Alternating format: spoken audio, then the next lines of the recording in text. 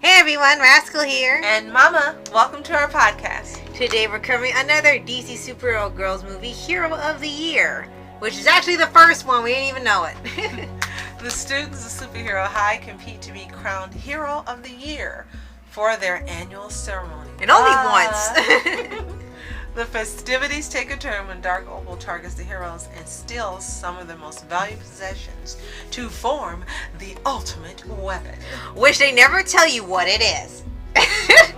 And before we start, be sure to like, subscribe, and the notification bell to get updates on future podcasts and multiple pause videos. Absolutely.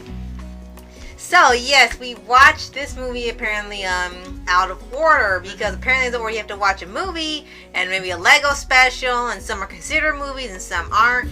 But you know, this franchise didn't last really too long in its run, so it didn't really matter when we saw them, just as long as we saw them. Right. And for here, the Hero of the Year thing, which they only use like once, even though like 2 years passed, you think they would do it more than once or every year since it's been out, but no, I guess one was enough. And it was an interesting movie, to say the least. Yeah. Not as good as their Lego movies. Yes, the Legos are the best ones when they do this series, but unfortunately they've only done 2. The rest are done in, I guess, 2D. Right. And then you have the villains, which feel like their names are reversed. You have Dark Opal, who is male, and then Eclipso, who is female. It feels like they kind of switched around the names. They really don't fit. Something like the woman should be Dark Opal, since usually Opal is related to a female, and then he should be Eclipso instead of Eclipsa, but hey, not our movie. Maybe they were thinking of Eclipsa, as you said, and they wanted to have someone who was supposed to match her. I guess. It was a strange idea. Yeah. So when you see throughout this movie, they're trying to get all these gems that are in all these artifacts. Like one woman has a gem in her tiara, and Supergirl has some element that's from her home planet that's in her necklace. And not kryptonite. Right? Right? Like, why would you give your daughter kryptonite? Like, well, you can keep that. So it kind of becomes the thing where the villain is trying to get all these together to form the weapon. And the weapon's supposed to mind control everyone, which they've done already, and didn't work out. So I don't know what made them think another villain's going to do it again. And they also have like this subplot of, like I said, the Hero of the Year thing, which you really don't get to see in this movie. Yes. Isn't that kind of strange? It's the Hero of the Year, minus the hero. Well, they do eventually. They have a year. Right, there's the year. They do crown it at the end, but there's no really big celebration or anything. They really don't even get to it until like literally the end of the movie. And the one who they crowned, I mean, there's nothing wrong with her being chosen, but whom you thought was going to be the Hero of the Year clearly didn't have a chance in this movie. Right. And I think the only way you saw it coming is when the one that's really not sure of themselves and don't think they're going to win. They usually end up winning at the end. Like they don't think they're going to win. They don't expect it. And at the very end, they win. So immediately they tell you the winner. Mm-hmm. So yeah, for here, they kind of talk about it a lot. They're setting it up. They're going to have a big festival. And I'm going to invite people from the city. They're not going to have any of the real heroes, you know. Of course not. But they say all this, it's going to be sort of like this red carpet thing. And you got a trophy. You got a performance and everything. It feels like a school festival. Mm-hmm. And then after the villains attack, they just kind of like, screw it. We'll just eat somewhere. And then that's their festival. It's like, that was kind of a letdown because I really like when they have these celebrations of heroes, but I don't know why. Only in the U.S., when they do these stories, they never do anything. They either do Comic-Cons where they make fun of people dressing up, or they just don't do it at all. Right. It's so strange when they do it here. And the villains in here, well, they were kind of sad. The woman, it was obvious they wanted her to be a real big threat. They wanted her to be really evil. And she was using the guy as a pawn to get her plot to be successful. Mm-hmm. And he didn't find out to the end either. But I don't know, it was just something that was missing with these two villains. They did not deliver. Yeah.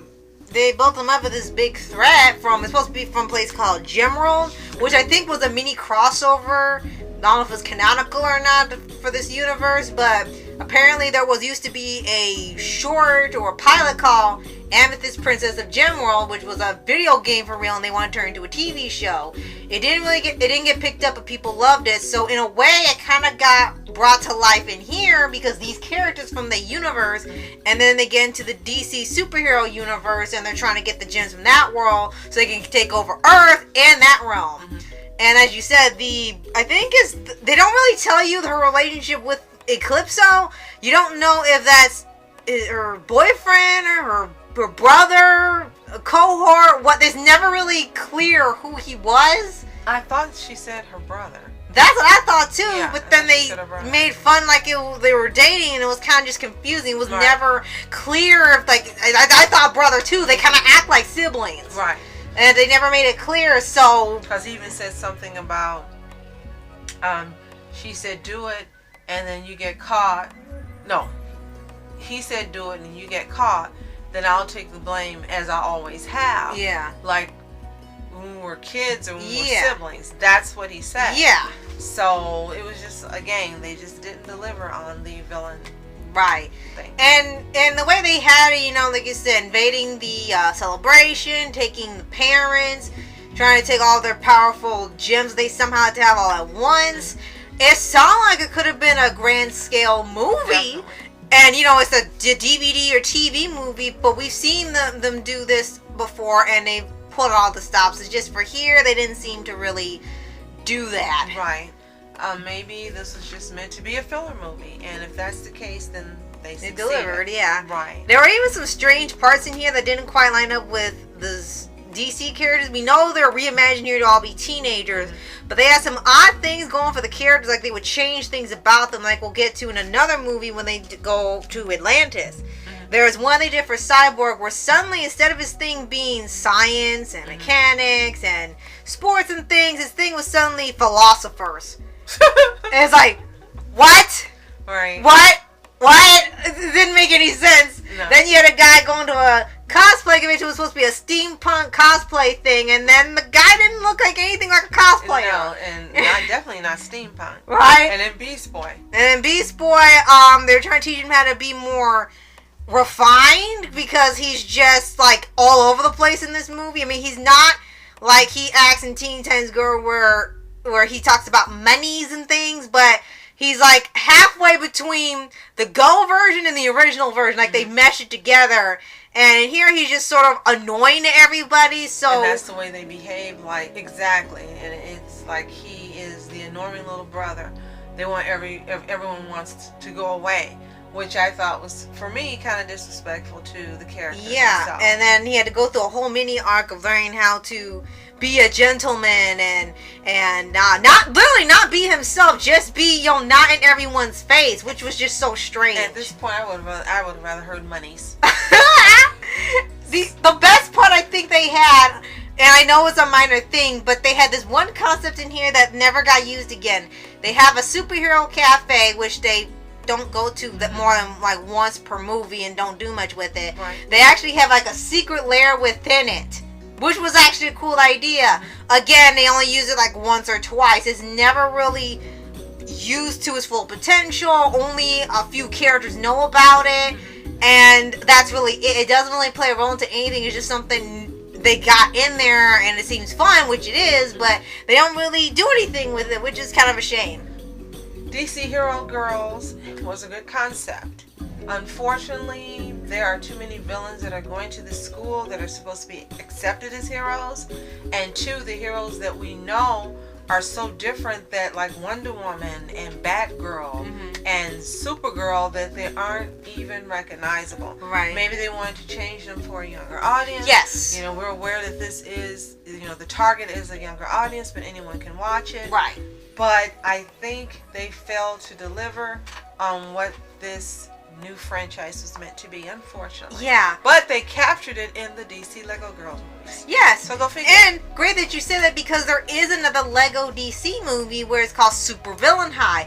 And they do actually acknowledge that the characters they chose to be superheroes are villains in the regular universe. So they actually made a movie where they're being tricked and going to this other high school, and it's all the villain girls that are going to the superhero school going to the supervillain school. So you kind of get the nod that they're supposed to be the villains, but they're supposed to be heroes in here. So they actually do play with that. So can't wait to find that, right? Right. So if you have seen DC Superhero Girls Hero of the Year, let us know what you think. Which they don't actually show, but okay. In the comments below. If you've seen any of the DC Hero Girls movies, let us know which are your favorites. If you are not fond of this franchise, let us know why and what you think could have been done by DC to make this more palatable and fun for all of us. Right. And be sure to like, subscribe, and click the notification bell to get updates on future podcasts and more the Paws videos. Absolutely. So, thank you so much for watching. I'm Ask Entertainment. And I'm Mom Entertainment. Have a fantastic day. Peace.